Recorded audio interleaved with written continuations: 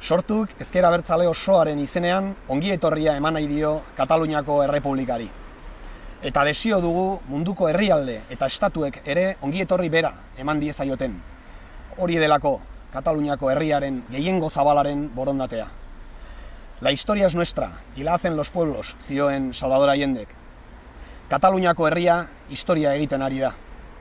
Gu nazio askapenerako mugimendua, askapen sozialerako mugimendua garen aldetik, nahi dugu historia egin dezaten gizon eta emakume askez osatutako herri askeek.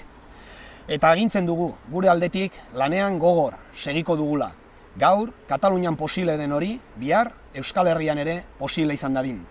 Bihar Euskal Herrian gizon eta emakume askez osatutako estatu askea, herri askea eraiki dezagun.